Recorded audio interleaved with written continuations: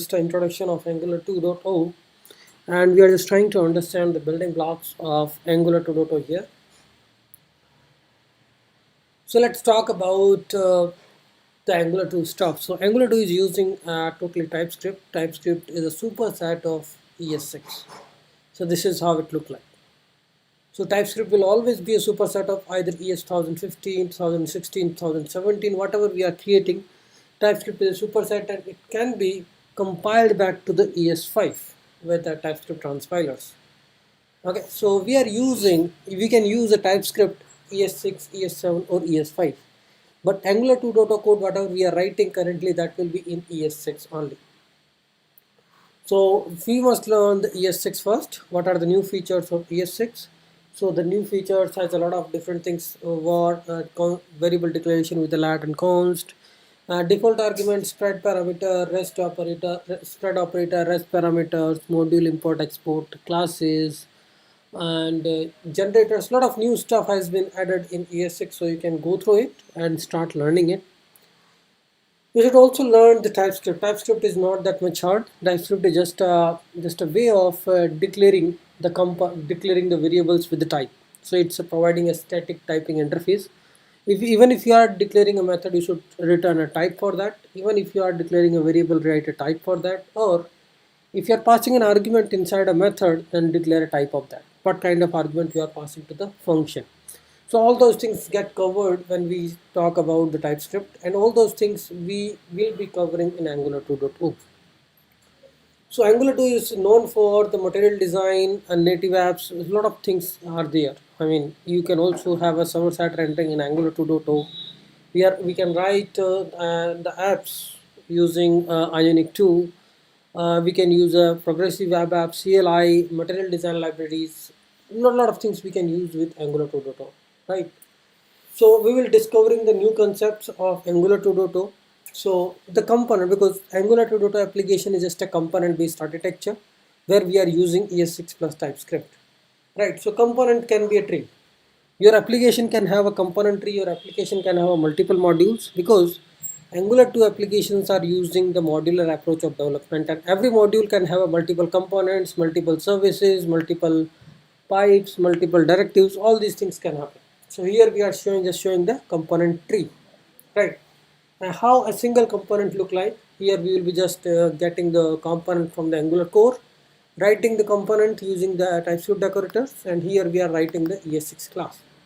So this is a simple component, right? Now whenever we need to bootstrap it in Angular beta version, this is how we used to bootstrap it. Now, but that has been a little bit changed. We are using platform browser dynamic bootstrap, and we are just bootstrapping the application, which is actually a main module, right? So components will always have the templates. So template is nothing but a static HTML content. So in that HTML we can have a property binding, two-way data binding, event binding. All these things will be there in the template. In the template we will be using these structural directives, ngIf, ngFor, ngSwitch, to just get the data from the component and show that in the different formats.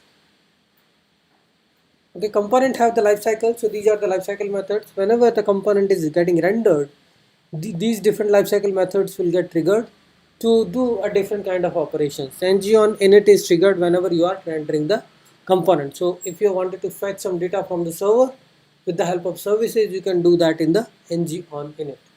So here we are just covering the high level stuff first, then we will talk about the basic building blocks one by one. So here ng on init. So this we can call. So we also have the state management, like how the data is transferred from one component to another component, or parent to child. So parent to child, with the input property binding, we can send the data to the child, and from child to the parent, if you wanted to emit some event, then we can do that using output event binding. Okay. So here we are getting input property from our parent component, and output event we are triggering from this component to our parent component, like this. When you are doing on click, we are emitting this event, output event. Okay, components, we can also have some kind of a routing with the components. So we will be using the router v3 version. So it's a router v2, which is a little bit different, but in the same way, we will be just creating these routes with the components. So it's like component based routing. Therefore, each route we will be defining this component. When the route is / order and ID, I will be rendering the order component.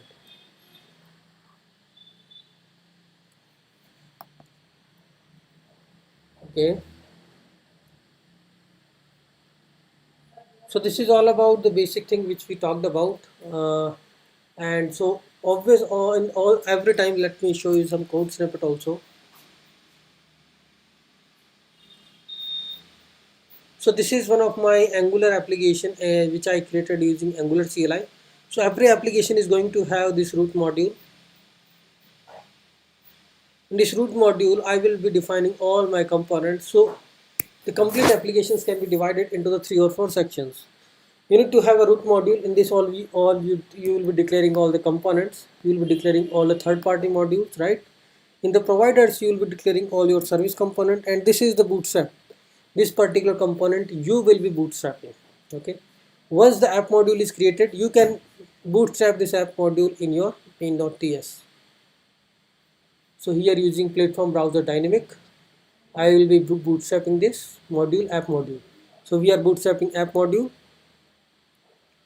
This is my app module, right? Now let's go to the components. So we can also have the routing and all. For the routing, we are using router v3 of Angular. So we have defined this array.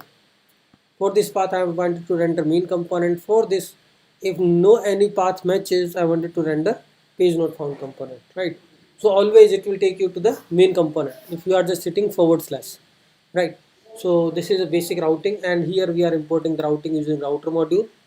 So here we have added all the modules: form module, reactive form module, HTTP module for HTTP services, auth module. This is third. This is my new module I have created. So you can have a multi-module system also. So like this, I have created an auth module here. Where is that?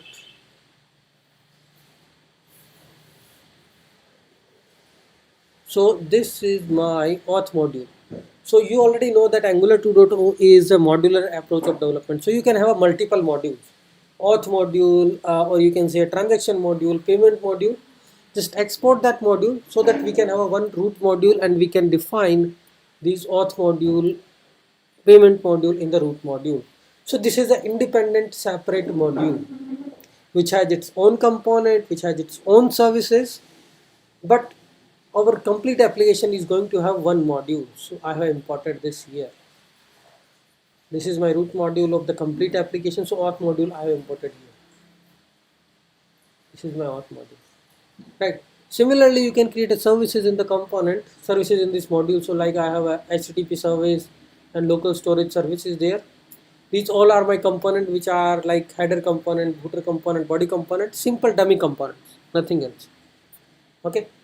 So this is how we will structure our application. Here I'm using Angular CLI to create this application. So Angular CLI is a very basic approach of writing the complete app. So how to figure all these commands? So you can just do sudo ng new and your app name. So this will create a new Angular 2 application from with the hello world message, and then you can run a lot of different commands. So let me just do those commands for you. Like this is my Angular CLI project, right? So this is the structure of Angular CLI project. So the basic easiest way to generate the Angular CLI project is just because I installed the Angular CLI on the root. So ng new and your app name. Okay. Using this command, you will be able to have some basic structure of Angular 2 app, because Angular 2 app has a lot of different things. It has a system config, and then it is using either Webpack or system.js. So a lot of configurations you need to write. If you wanted to escape from all those configurations, then you can use Angular CLI to create your application. Once this is done, you got this kind of a folder structure, right? Hit npm install. So it will install all the dependencies. When you create a Angular CLI project, it automatically install the npm install. It will hit it. So now we are able to get all the node modules. So you can see in the node module we have all the dependencies.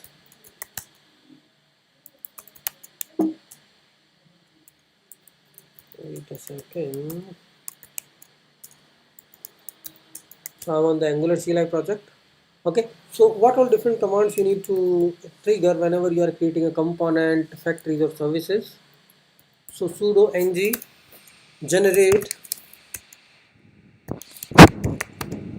service and here your services.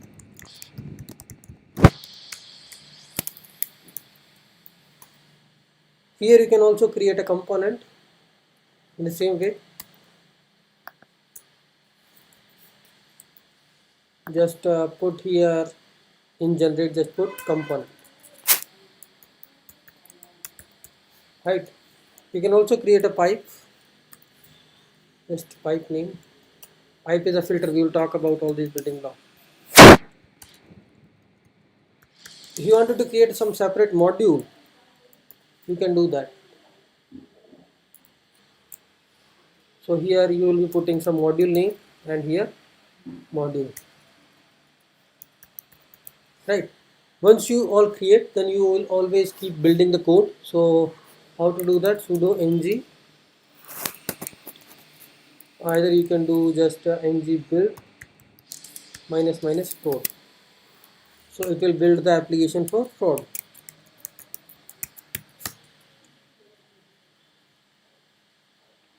So it will generate all the artifacts, vendor dependencies, main bundle dependencies.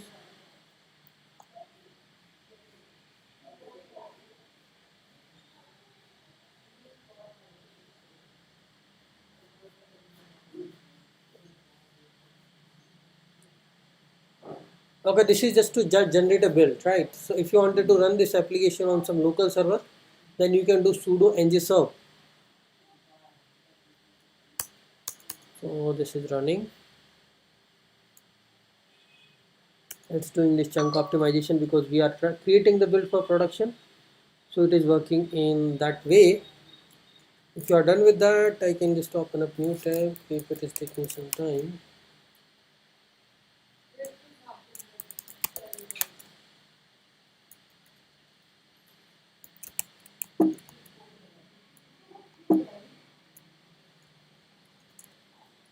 Let me zoom it so you can see. Okay, so here you can just do ng sudo ng serve. So this will run your application on some local server.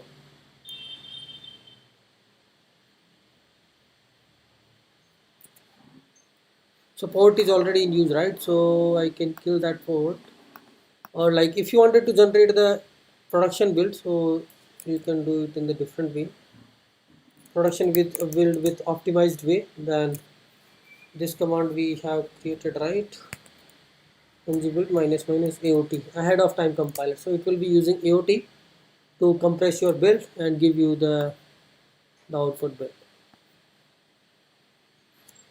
So AOT is actually, it will not use it is just an offline compiler for Angular 2.0 and it is optimized way to generate the build. So maybe my 4200 port is already bind with some process. Let me just kill that. Here it's already running, right? So I just killed that. Now you can just run sudo ng serve. So it is using the watcher and all these things. So if you are keep changing the code, then it will also watch the changes happening in the code. So on 4200 my local application is running. So it's just a simple application with a simple UI and basic routing. So it is doing chunk optimizations and it is just deploying the application. So we can also the purpose of doing this is to have the minimum size of the build which we are generating, right? So here if you see, we are able to have these different build folders in the dist. If you do cd dist you will get all these different bundles. So you can check all these bundles that what is a source map which we have added. So for this we need to have source map explorer. It's actually npm module.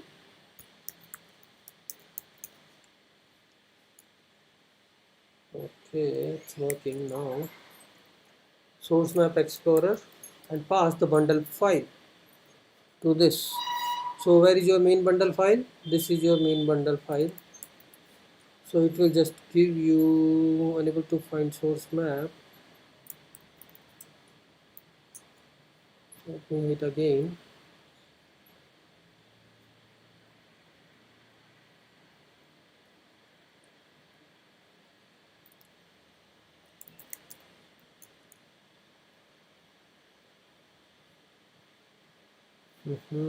Source map explorer.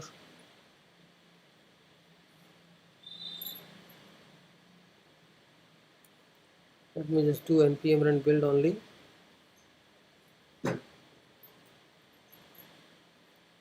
So map file is not there, source map file is not there, so it is not generating that source map.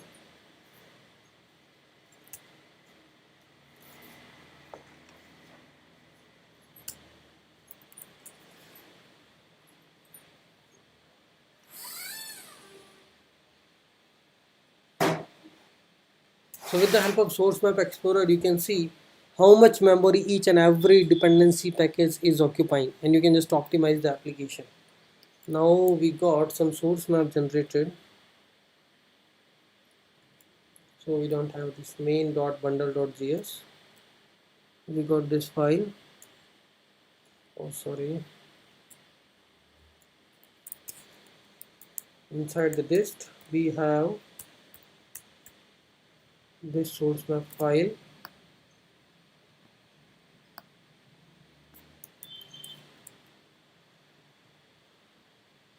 So you can see something is popping up on the browser, and here we can see the complete thing. Whatever the component you have, whatever the modules you have, you can see how much memory or how much bytes they are occupying, right? So this is a source map explorer, and using this you can optimize your stuff. Like if the lot of memory they are occupying in the bundle, then you can minimize them. So like this is a directive, this is my directive, this is my root module, these are my child component, this is a separate module, app module. So in this way you can just inspect all the memory graph. Okay, so this is about simple applications development using Angular CLI. Just create a new application using Angular CLI. Just hit ng serve. It will deploy your applications, and you can just see the hello world app is working. Right now this application is my production application, some of my application which I am running on localhost 4200. So this application I created, so this is the hello world applications I'm running. Okay, so I changed some code, I added some components and all, so it looked like something like this. Okay, that's all. Thank you everyone.